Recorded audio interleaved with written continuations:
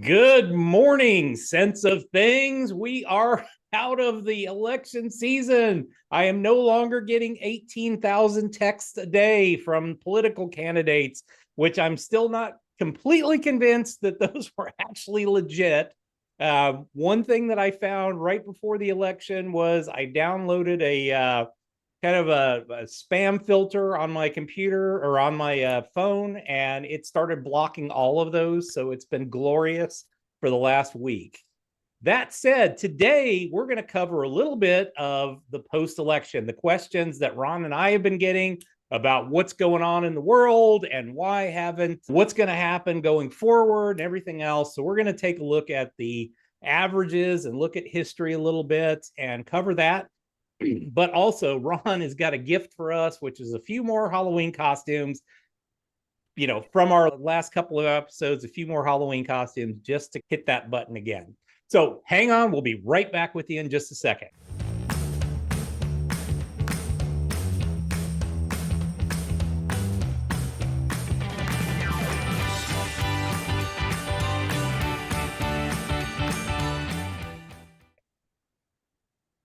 Hey everybody, it's Jeff and Ron here. Ron, how you doing, bud?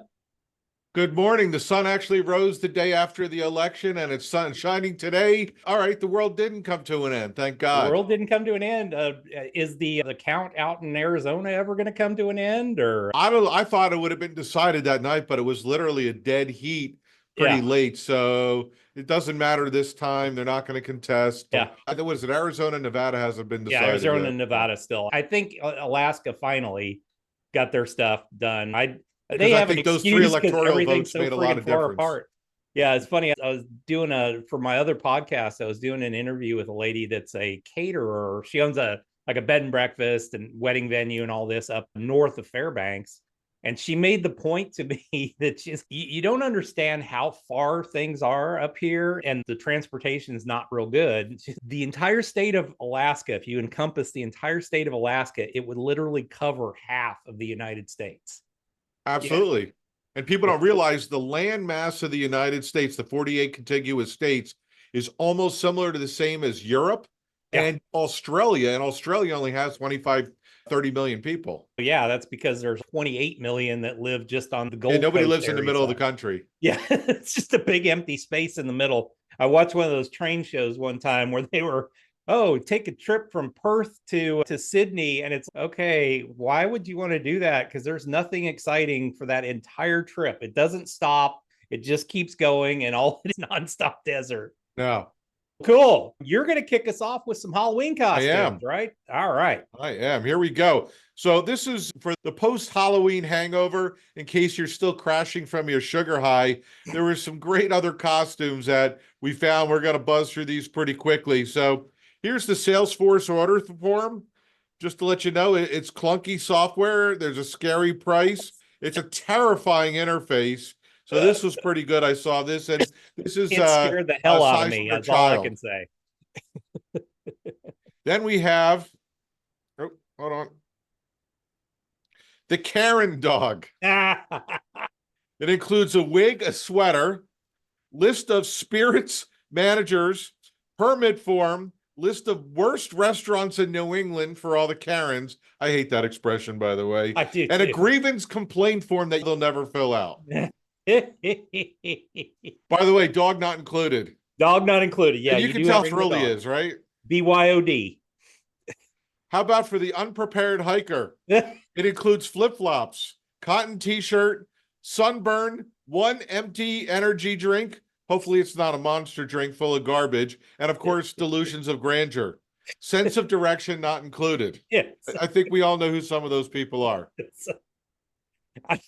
How about every time I've been to Washington, there's been some idiot who's gotten themselves caught up on either Mount Hood or Mount Rainier. So, yeah, wearing Birkenstocks and sucking on granola. Yeah, exactly. How about the professional talker? It includes a suit, shoes, tie, gold microphone, and extra virgin olive oil. I don't understand that last part. I really don't get it, but the only thing I can think of would be instead of the gold microphone, talking a lot, right? The little ear one that hangs off that all the professional No, but I heat. don't understand the extra virgin olive oil. I Is don't that to get kind that of at keep the all. throat lubricated? I really don't know. That's weird, but That's the only one that makes sense to me. So how about the graduate student? We all know these, right? Lab notebook with details of failed experiments, backpack that's about to fall apart, and of course coffee. But it doesn't include self-esteem, a will to live, or a diploma. But they're going to continue to live in the parents' basement. That's exactly right. I've talked to so many kids, it just made me laugh. They're okay, I'm getting out of school. I'm going to go ahead and go to graduate school. What are you going to go to graduate school for? Oh, because I need this to get a job. I'm like, why don't you get a job and have the place that you work pay for graduate school? It'd be easier than, but then you would have to work. Yep, and trying to recall some of my 80s days. DJ Dip. It includes sunglasses, a giant bag of popcorn. We didn't do LSD, and we didn't have Crocs back then. We did have the collar pops and the fuchsia and the exciting glowing colors. So what can I tell you? Nice. I like I it. know you did the collar pop. I did a few times. Yep, you had to do the collar pop back then. You had the Wayfarer sunglasses, everything else. All right, here we go. The weatherman. I know I've talked about this. He's only right about half the time. Remember we talked about this? And he still kept his job. He only talks about weather, and then when you see them in person, he's shorter. We have one here on the in Austin that's on the news channel that I watch in Austin. He wears one of those kind of skinny suit things, and he's got like a wildly oversized head. So he looks like a basically like a giant bobblehead? He looks like a giant lollipop is the best way I can explain it. Yeah, or a bobblehead's another way of putting it. Well, this should have said doesn't include platform shoes. Yes, yeah, because he's got tennis shoes on there. All right. And how about the 30-minute phone call? You could go as this costume. It blows up every day. It could have been a 15-minute call, and it should have just been a text or an email, in my opinion. Yeah, and of course, this is an adult-sized costume. All right. I think that was it. Yep, that was it. All right, very cool. In honor of the presidential election, I wanted to go through I actually found this trivia exercise, and I thought it would be fun for us to go through today. All right, Ron, so here's your chance to be a hero. That's an easy one. Election Day, true or false? Election Day is the same day, November 5th, every year, unless it falls on a Sunday. True or false? Oh, we know that's false. False. You are correct. It's always the first Tuesday following the first Wednesday of November per federal law. Leave it to it couldn't just be like the first Tuesday. It's got to be the first Tuesday after the first Wednesday. Look, they've been crying that they should have it on a Saturday so people don't have to worry about going to work or claiming it a federal holiday, which wouldn't be a bad idea either. I'd rather do it as a federal holiday than a Saturday. Make it simpler. Yeah, I would say just make it as a federal holiday. Makes it a hell of a lot easier. And then, at least people can get off school and work and everything else. Yeah, but you know what? With the mail-in voting and the early balloting, it may not make a difference anymore. Yeah, and I think this time we saw more like early voting than we've ever seen, which is great. I've never understood why people waited until the last day to wait in line forever. I'm like, they were showing lines of 50, 60 people standing outside with an hour to go. Yeah. What have you been doing? Those are the same people that are like waiting to the last day of the month to get their car registered or they're the people that go to the post office on April 15th at 11:58 to drop off their and the same ones that shop Christmas Eve because they haven't gotten anything yet. That's exactly right. So I don't think you're going to change them at all. All right. What are swing states? States that have larger fluctuations in voter turnout, states whose ballots are counted last and decide on the election. I've got this behind my screen. So states that are blue or red, or states with the most voters that swing direct overall vote. What is your answer, Ron? D, states with the most total voters. Whoops. Where are we here? Yep. There you go. Yeah. The last states one. with the most total voters. I think I put the wrong answer in here. There is no wrong one. What? Yeah. No, it's definitely the fourth one. Yeah, it is the fourth one. Sorry, I put the wrong answer in there. We're going to skip over this next one. Which amendment granted the, you are right on that, by the way. Which amendment granted the women the right to vote? I'm going to say the 20th because I know the 22nd Amendment was to limit presidential terms to 2 terms. So I had to be before that because it was 1920. So I'm going to say the 20th. Could be the Well, 19th. it's the 19th. 19th. Okay, You so it did was the get the one year right right. before. So 1920, you did get the year right. Yeah. I can't remember all the different years that they did all the amendments. Okay. All right. Here we go. So apparently I put the same question in twice. What are swing states? Actually, they're states that aren't solidly blue or red.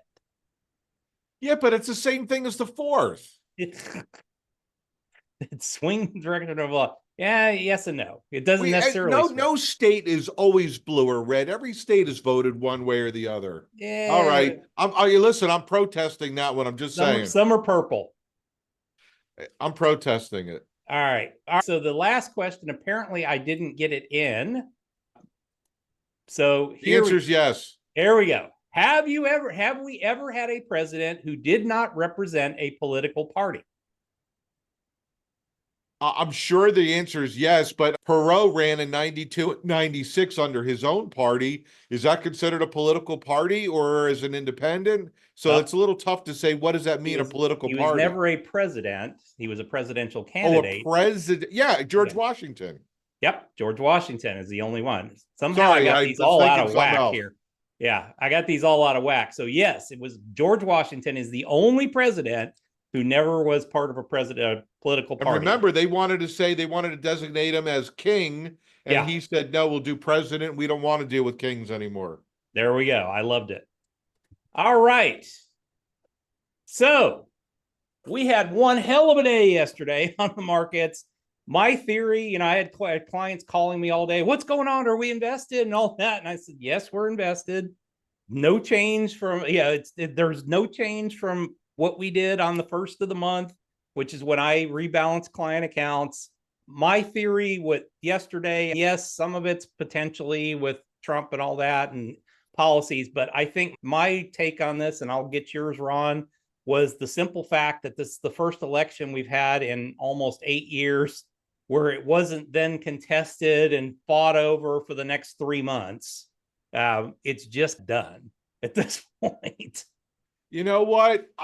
I'll give you 10 or 15%, in my opinion, that had to do with it, because I think somebody knew something 4 to 5 days to go, because all you had to do was just look at the markets, look at gold, look at certain things. They knew, but the media had to say it's still too close to call because they had to have something to talk about. But it really wasn't that close in the grand. Think about Georgia and Pennsylvania. They weren't even close. Yeah. And those and Democrats needed to win those 2 states, and they were not even close. So where I'm going with this, I think it was more about people voted with their wallet, meaning, you know what? Forget about everything else. They just felt Trump was going to be better for the economy for the next 4 years. And I think this was probably the weirdest election from an overall perspective. It's the weirdest election, not because of the candidates or anything like that, but it's the first election, I think, since Cleveland. Grover Cleveland's the only other one that this has happened with, but it's the first election where you knew the record of the previous administration. Both candidates had a record at that point. So you didn't have somebody who's coming in cold. You had 2 that had a record. They both have been experienced, although she's the vice president. She's still part of an administration, and so she understands the inner working. What happened twice before? I know with Theodore Roosevelt, because after he was office, he picked his vice president, and then he tried to run against him and lost. But that was a case. Another instance of you at least knew what their policies were and their performance and all that. Agreed. So it was a really weird election, and of course, in this day and age, so much more ability to get information out there. So it was just a weirder animal this time around. And I think the best part for me, although I stayed up until 1 o'clock in the morning, I really wanted to see it. Just to go, because I wouldn't have been able to fall asleep. I'm that big of a political junkie when it comes to that. But it was just good for us to get done and be like, okay, we're not having to think about Right. all the Like it or stuff. not, it's done. Hopefully there Yeah, won't be any civil unrest. absolutely. And I don't think there's going to be at this point. I think one of the cool parts is for the first time in a long time, we've had since Obama, we've not had somebody win the popular vote and the electoral vote by any kind of a majority, which has been nice. So it's just like it's done. No, Biden in Move on. 20 had the popular and the He electoral. did, but it wasn't by very much. It was pretty Oh, close in the okay. end. Gotcha. So yeah, this one was a little bit of a wider swath, which is nice. All right. What happens after the election? Because that's the next question my clients have been asking me. What happens after the election? How does this happen? What goes on? And I actually, what prompted me was I was listening to Ken Fisher the other day, and he actually made mention of this chart that CNBC had on because they put all the elections Yeah. down really since more recent from 80 onward. And pretty much, if the market is positive by the time that president is elected, typically a month later, we are positive. And typically by year end, we're positive.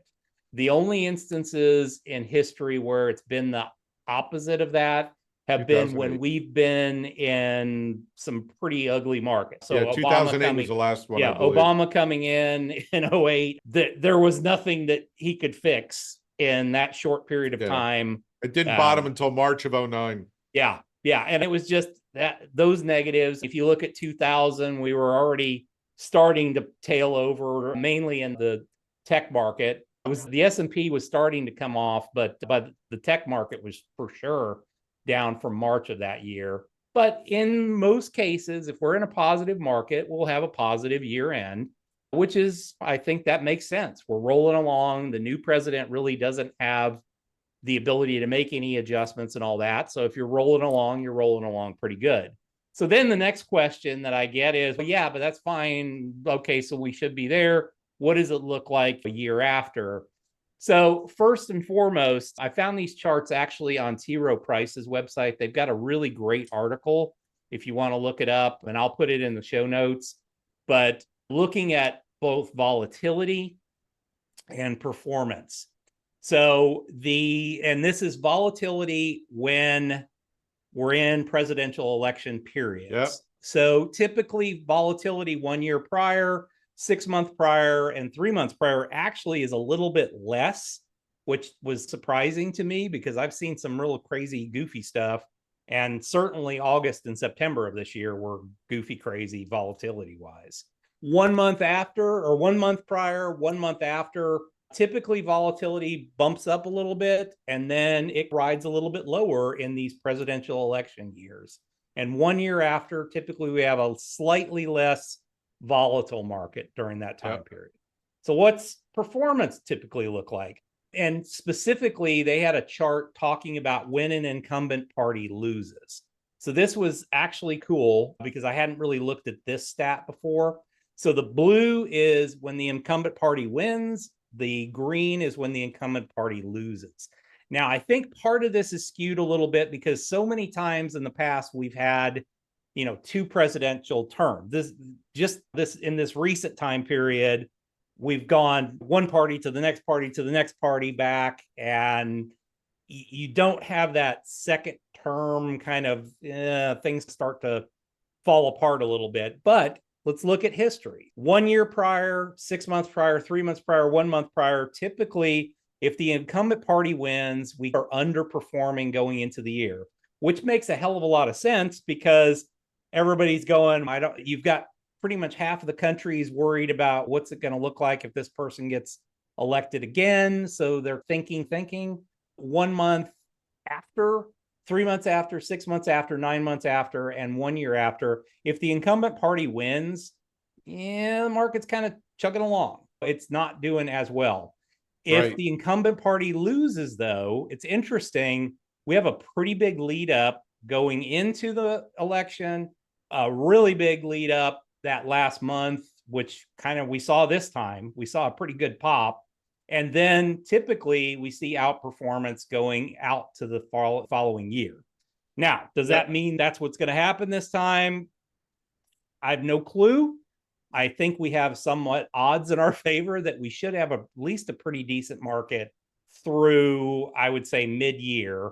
And then it's anybody's game after that because there's going to be a lot of juking and jiving and things going on. How about your Despite thoughts, the Ron? fact that he got reelected, historically, first full year of a presidential term is usually an up year. Yeah. The second year is typically the worst out of all four because just of an economic cycle and things like that. But he's going to get all yes people in his administration. He may overheat the economy and it may burn out in the tail end of it. Who knows? But it should do well through next year, pending no either catalyst in the financial market or worldwide. geopolitical. And look, we could say that every episode. The temperature certainly is rising. Yeah, you've got a lot of conflict around the world. Hopefully we have a stronger position. I don't know. Hopefully we have a stronger position in the world and we can bring some rational thought to the world at this point. So we'll see. But what's really the thing that's going to drive a lot of stuff is today's Fed meeting, because this is the first Fed meeting after the presidential election.